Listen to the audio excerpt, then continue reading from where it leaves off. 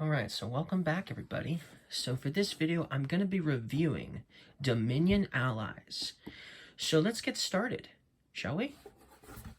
So before we start talking about all of the different cards that are in this expansion, I thought we'd go over how some of the new mechanics in this expansion work first, just to give you an idea of how everything works. So you'll start with this if you are playing with cards that are called liaisons.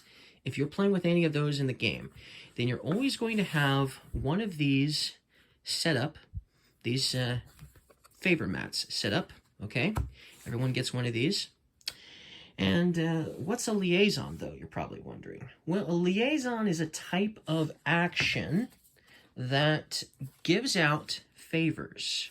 So the underling here is a liaison, as you can see, and it gives out +1 favor, among other things, right? And so, what do you do with favors, though? Well, we have this ally here. When you play with this expansion, and you're playing with at least one liaison in the game, then you're going to have one ally in the game. And there are tons of different allies that do just so many different things. So let's just say, for the point of argument, that you played underling. You'd get your card, you'd get your action, and you would put a favor on your favor mat. Then, if you look at the Townsfolk ally, it says, at the start of your turn, you may spend 5 favors for +3 cards. So as you can see, there's only 1 favor on your tavern mat. So you would have to play cards that would give you favors. And then when you finally were able to reach 5 favors, you could, at the start of your turn, draw 3 cards at the start of your turn. So that's basically how the Townsfolk works. And so that's basically how favors are going to work. You're going to collect favors by playing certain cards. Then they're going to go here, and then you're going to be spending those favors on a variety of different things. It all depends on what your ally is. And some allies are, I guess, somewhat better than others, obviously.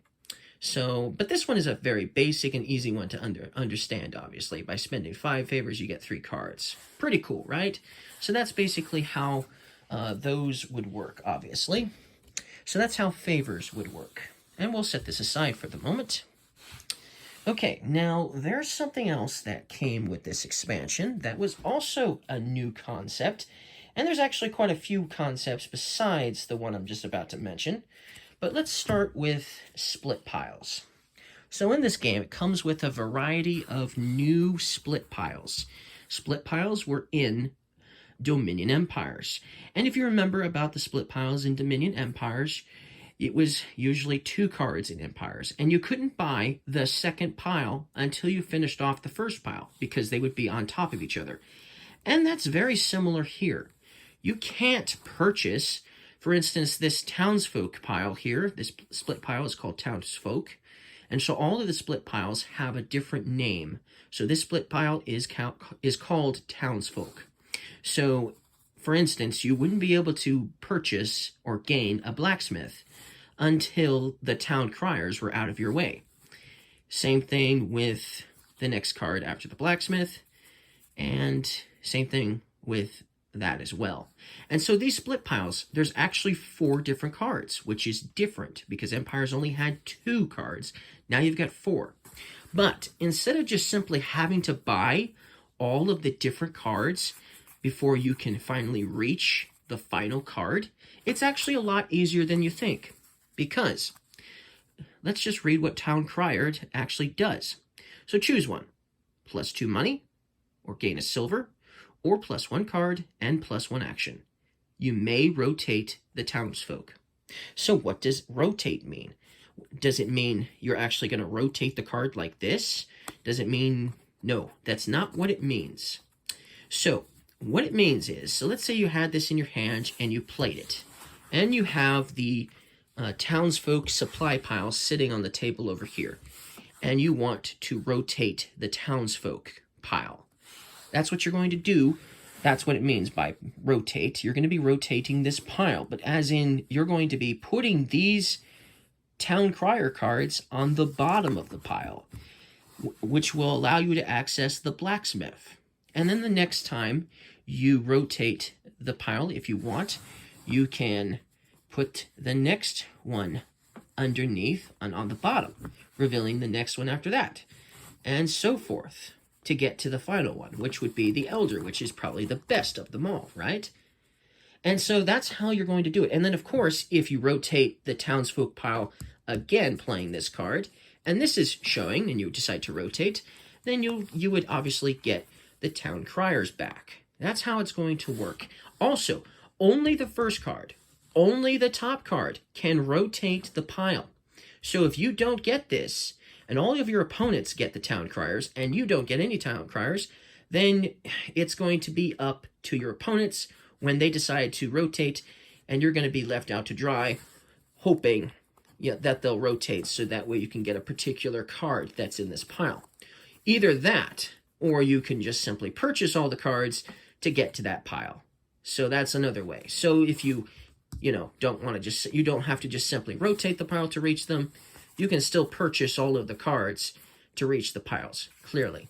But obviously, the Town Crier is the faster way of getting all of the cards.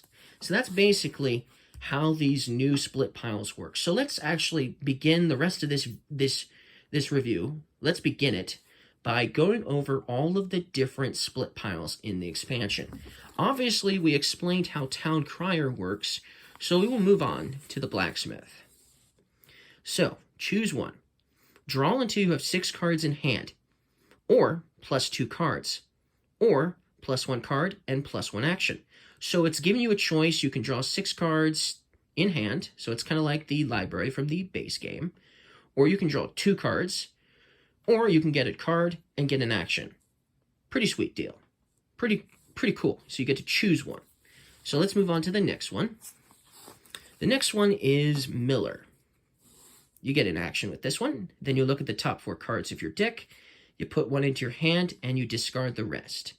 So, you might have some really good cards when you look at the top 4, but you're only going to get to keep one of them, and then you discard the rest. It's still good, because at least you don't have to trash them or something. So in the beginning of the game, you potentially could only have 1 good card anyways. So it's still a pretty good card, the Miller. And it gives you a chance of getting a good card you could potentially get, instead of just drawing a card and getting an action, which is, Miller is a whole lot better than that, obviously. Then we have the Elder here. So this one just gives you 2 treasure when you play it, and then you may play an action card from your hand. So basically, you can just, if you have another action card in your hand, you can play it. And then, when it gives you a choice of abilities, choose one this turn. You may choose an extra different option. So, for instance, let's go over this. So we have the Town Crier here, okay? And we already talked about that, obviously. And we have the blacksmith here. And then, of course, we have the Elder here. So if you look at these cards here, usually when you play these cards, you're only allowed to choose one of these options. This one gives you 3 options, and this one also gives you 3 options. Nice, right? But you only get to choose one of them. If you play the Elder, and then the card you play from your hand is the Town Crier, then you basically are getting 2 of the 3 options. They have to be different, because it says different on the cards, so they have to be different, but you're basically getting 2 of the 3, or 2 of these 3. So that's powerful, right? That's useful. Now you're like, ooh, you know what? I think I'm going to do the 2 cards, and then the 1 card, and then the 1 action. Oh, that's a good one, right? And so the Elder not only works with these cards, but there's actually a lot of cards in this expansion that have choose one. So if you're playing with another card that has this choose one ability, the Elder is going to be useful for all of those cards that have multiple options, multiple choices. And that would work for pretty much any expansion that says choose one. There's lots of other expansions that have that as an action, as in choose one. And so that's really cool, getting to choose a whole bunch of different abilities. I can picture myself having a lot of fun playing the Elder combined with the Count from Dark Ages expansion, for instance. That would be very fun to try out. But yes, that is how Elder is going to work. So that explains that split pile and how it works. Pretty nice split pile. Let's continue on. We got lots more split piles to go over.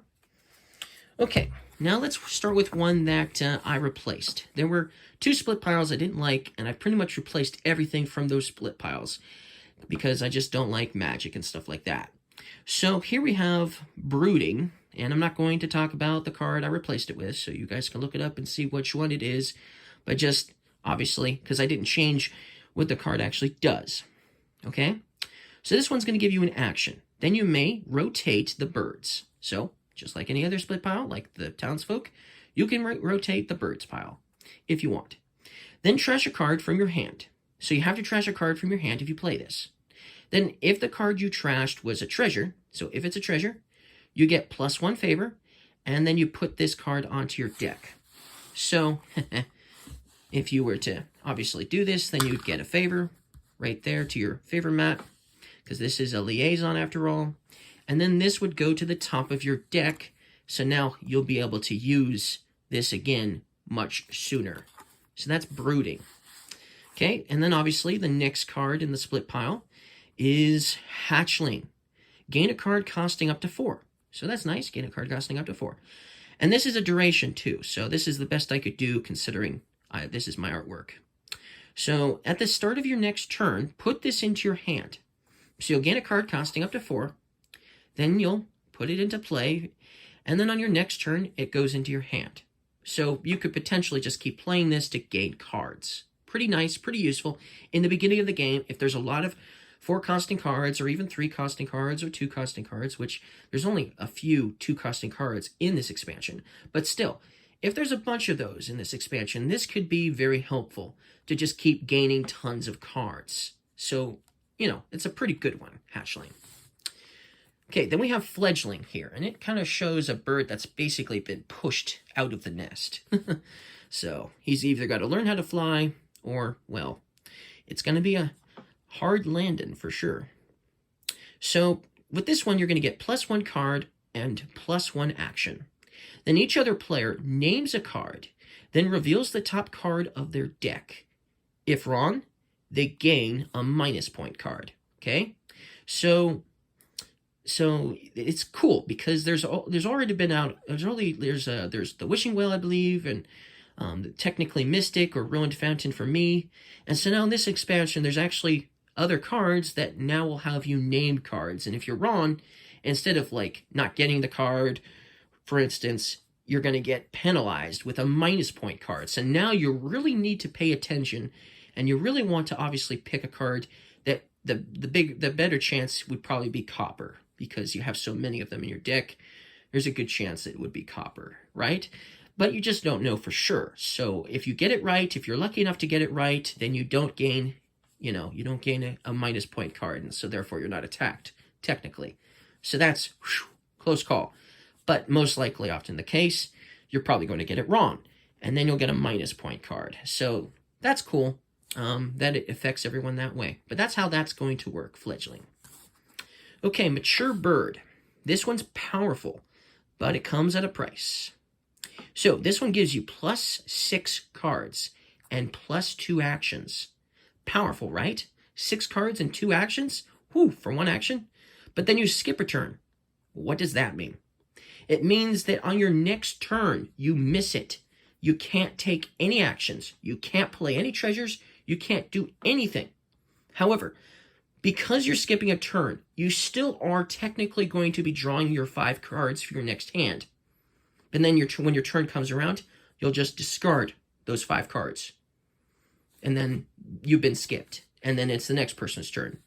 And then you would draw your 5 cards for your next hand, assuming you're not skipping another turn. Because if you play multiple Mature Birds on the same turn, you're going to be skipping a lot more than just simply 1 turn. You could be skipping a whole bunch of turns. Yes, you might get, lots of cards and lots of actions, and assuming you have a card in the game that gives you a bunch of buys, you could potentially have a powerful turn. But, like I said, it comes at a steep price. Is it worth it? Maybe. Maybe not. And there might be a way to mitigate it as well. There's a card in here that could potentially mitigate you missing your turn. It could mitigate it. And when we get to it, I'll mention it. So, but that's not all it does. Because once you get the mature bird, you're probably thinking, I want to get rid of the mature bird. I didn't realize it was going to be such a big problem for me. Well, it says, when you trash this, discard it and gain a cheaper card from the trash. Ouch. So now you can't even get rid of it. You're stuck with it. You're stuck with this mature bird. You'll never get rid of it. And that's how mature bird works. So, be careful what you play. So that's how the bird pile will work. So, moving on to the next pile. This is another pile that I mostly replaced as well. This Augur pile. I just didn't replace the first card. So, with this one, you're going to get a plus buy. You're going to put your deck into your discard pile. Look through it, and you may play a treasure from it. And then, of course, you may rotate the Augur's pile, basically, right? Okay, so this one's actually very useful. I found this one very fun because there have been times where I put my deck in my discard pile, and I pull out a gold, and I play the gold. Awesome. So now I get a plus buy, I get 3 extra treasure, and potentially, if I have some other actions and action cards, I could potentially keep playing action cards and still have a powerful turn. I've had a lot of fun with this, but it can be some problematic at sometimes too, because if there's cards you haven't played in a long time, and that happened to me a couple of times, if there's cards you haven't played in a while, it's probably because you haven't gotten a chance to play them because you're constantly putting your deck into your discard pile, and those cards are towards the middle to the end, right? So if you get this when your deck is full of cards and your discard pile is almost empty, it might not be worth playing. So, be careful what you do. Okay, so be careful. But also, if you want to rotate the Augur's pile, you do have to play it if you want to do this. Because it says you may do this. It does not say you may do this. So that's the problem. So that's how Herb Gatherer is going to work. Okay, the next one up is Alchemy. You may trash an action or victory card from your hand. So you can't trash a treasure, obviously, because that's not a action card or a victory card. Unless it is. Unless it is. But, if you do that, though, if you trash an action or a victory card from your hand, you get to gain a gold. So basically, that's really cool. So you may trash an action card or victory card from your hand to gain a gold. That's powerful. That could be useful. Trash an estate, get yourself a gold. Nice, right? Then you may trash this to gain an Augur. So maybe there is a better Augur you want. Maybe the next card up is better than this. So you could use this to trash a weaker action you're not going to utilize, maybe, or victory card for that matter, like an estate. Then you get yourself a gold, and then you could trash this to get a better Augur. So, hey, that's Alchemy. Moving on. So the next one is Strange Concoction. This one is going to give you +1 action. Then you name a card. Then you reveal the top card of your deck and put it into your hand. If it's the named card, each other player gains a -point card. So this, unlike the other card, which was contingent on all of your opponents, guessing correctly to not get a -point card. In this case, you have to be the one to guess correctly. And then if you do, each other player will get a -point card. So that's interesting. So a little different, obviously, but obviously it's a very interesting attack card, and it may not always, of course, may not always give your opponents a -point card every time you play it. It only just depends on whether you get it right. But there are ways to mitigate that, and the next card could potentially help this out quite a bit, because if you know what the card is on top before you play Strange Concoction, well, you're going to get it right because you know what it is. And there is a way to do that. And the next card up is the Way. And so that is Herbal Tinctures. This one is going to give you 4 cards, and it's going to give you an action. So that's powerful. But then you put a card from your hand on top of your deck and another one on the bottom. Well, the one you decide to put from your hand on top of your deck, you know what it is. And so after you do that and then put one on the bottom and you play Strange Concoction, then you'll know the card.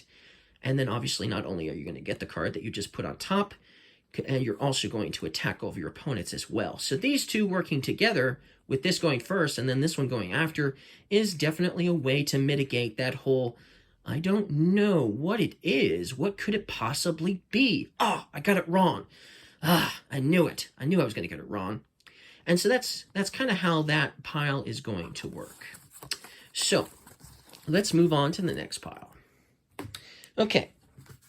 So the next pile is the forts pile. Okay. So here we have the tent. With this one, you get +2 money. You may rotate the forts. So that's cool. Pretty simple, obviously. But then when you discard this from play, you may put it onto your deck. So this way, you could potentially just keep rotating the forts pile over and over and over again.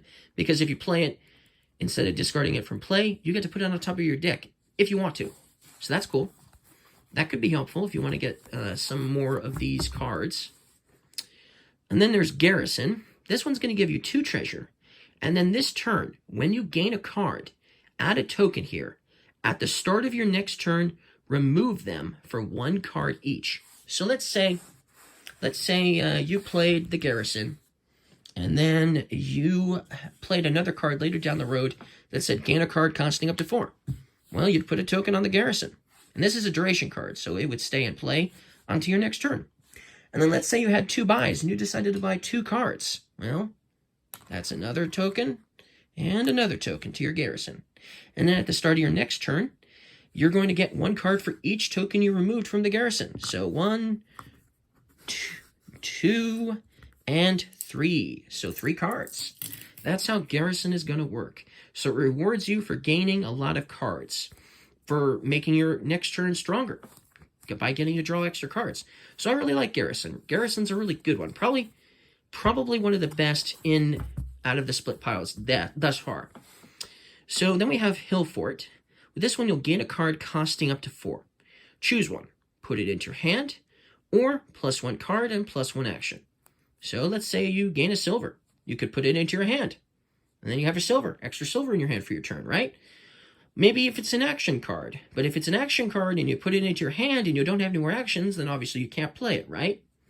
However, if, for instance, you did have, obviously, extra actions, then, hey, you would get to play it. That's powerful, right? Gain a card costing up to 4. You could potentially play it the turn you gain it. That's cool.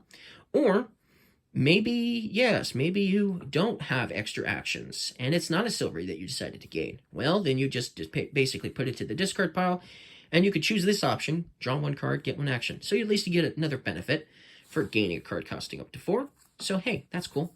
That's the Hill Fort. Let's move on. Okay, then we have Stronghold. This one's a nice one. This one's got 4 different words on it. Action, victory, duration, fort. So with this one, it's pretty simple. You get 2 victory points for each stronghold you have. And then you choose one of these 2 options. You can get 3 money, okay? Or at the start of your next turn, +3 cards. So you can get 3 treasure now for this turn, or for your next turn, you can draw 3 cards. Honestly, I did it for the 3 cards every single time. But that's how Stronghold is going to work. So Stronghold's really good too. So that's another split pile taken care of. So let's move on to the next one, which is the Clashes. Okay. Okay, so with this one, you get a card, you get an action. Then you may reveal an attack card from your hand for +1 card. And then you may rotate any supply pile. Wow. It says you may rotate any supply pile. So that's really interesting, because usually you're rotating a particular pile. For instance, the Townsfolk, you had to rotate the Townsfolk pile, right? The Brooding card here, you may rotate the Birds pile, right? The Tent here, you may rotate the Forts pile. The next one that's a split pile after this, the last split pile, it says you may rotate the Odysseys pile. So all of these, except for this one, will allow you to rotate any supply pile. So if you are playing with other split piles, for maybe maybe you could potentially be also playing with the Empire's expansion. You could rotate that supply pile, one of them. Maybe, let's see, what's a good one from Empires that I really like? Ooh, Plunder. You know, encampment and a plunder. Plunder is useful, but it's extremely useful if you also have plunder. But plunder's on the bottom, and it's hard to get to until you can get rid of all the encampments, or should I say buy them all, right? So potentially you could rotate that pile, putting the plunders on top. That's powerful, right? And that's definitely an idea I came up with, for sure, that you could potentially do that. But it says you may rotate any supply pile. So you can rotate this one, of course, but if you're playing with other split piles that are from this expansion, you could rotate them as well with the battle plan. So that's powerful, right? And then, of course, if you have an attack card in your hand, and there are attack cards in this particular split pile, then you could basically be getting 2 cards and an action for a card that only costs 3 money. That's powerful. So that's the battle plan. And look, the next card up is an attack card. It's the Archer. With this, you'll get 2 money, and then each other player with 5 or more cards in hand reveals all but 1. And then they will discard one of them that you choose. So you have 5 cards in your hand. Let's say you have a gold in your hand. You don't want to lose that gold. So you set it aside, and you reveal 4 cards. Then you'll be forced to discard one of those 4 cards that your opponent will choose. But thankfully, the card you set aside, that gold that you didn't want to lose, is not going to get discarded. It's going to be one of the other 4. And it could potentially be another gold for all you know, obviously, because you could potentially have 2 golds in your hand. But still, you have the potential to at least keep 1 card safe from this attack, because they're going to discard one of the other, basically, cards in your hand that they choose. And that's how Archer is going to work. Okay, so the next one is Warlord. This one definitely prevents a village idiot, for sure. So this is going to give you a plus action, so you can play something else, obviously. At the start of your next turn, plus 2 cards. Well, that's nice. Until then, other players can't play an action from their hand that they have 2 or more copies of in play. So if they have 2 villages in play, they can't play any more villages for the rest of their turn. Ouch, right? So this will prevent your opponents from playing too many of the same card, you know, potentially stopping them from having one of those really long combos where they play like half their deck in one turn, or almost half their deck in one turn, right? They could potentially stop something like that from happening, too, obviously. So Warlord will definitely be an attack card you might want to get if you want to stop your opponents from basically spending an hour on their turn, because they literally play every single card in their deck, because that's how they built their deck up that way, right? So they can do that kind of thing. So the Warlord could potentially stop something like that. So that's an attack card you might want, even if you're not into attack cards. Okay, the next one up is Territory. This one is going to be worth 1 victory point per differently named victory card you have. So if you're playing with just the other 3, as in you're not playing with any other victory cards, just province, duchy, estate, then this is worth 4 points at the end of game. But if you're playing with more victory cards than that, this could be potentially worth more than that. And then, because that's also pretty useful, but when you also gain this, you'll gain a gold per empty supply pile. So if there's an empty supply pile, you'll get a gold just for getting this. That's nice. Nice little deal. If there's any empty supply piles, that is. And that is we're almost done. We just have 1 more split pile to talk about, and then we'll have to do the rest of the cards in the next video, okay? Because this has already been pretty long.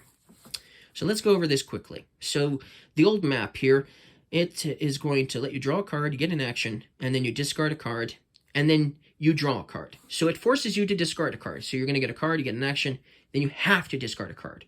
But you get another card at least. So, hey, you're getting another card. And then you may rotate the Odysseys after you do all that. Then the next card. Now, this card is wonderful. One of my favorites. Voyage. You get a plus action. If the previous turn wasn't yours, take an extra turn after this one. during which you can only play 3 cards from your hand.